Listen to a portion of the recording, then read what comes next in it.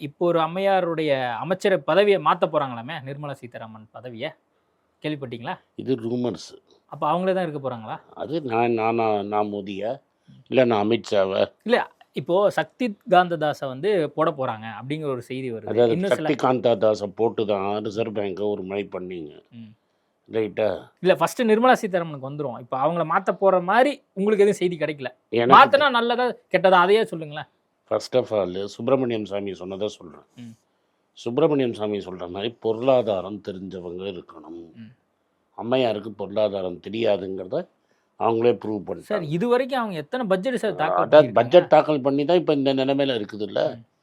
நாட்டு நிலைமை இப்படி இருக்குன்னு பெட்ரோல் கச்சா எண்ணெய் டீசல் இது இப்ப இதான் இருங்க. கேஸ் விலையெல்லாம் இப்ப சரியாயிடுச்சுல. எங்க கமர்ஷியல்லாம் பிரச்சனை இல்லன்ட்டாங்க. ரேட்டு நார்மலைஸ்ட் குறையும். ஆயிடுச்சுட்டாங்க.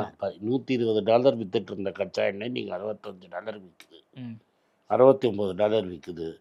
திரும்பி 2000 குறையும் கமர்ஷியல் சிலிண்டரை. ம். பெட்ரோலை திரும்பி 50 ரூபாய்க்கு ஆக்க. அப்போ உங்களுக்கு நிர்வாகம் தெரியும்னு நான் ஒத்துப்பேன். விலை 108 தானே இருக்குது, திரும்பி 99க்கு வந்துதா?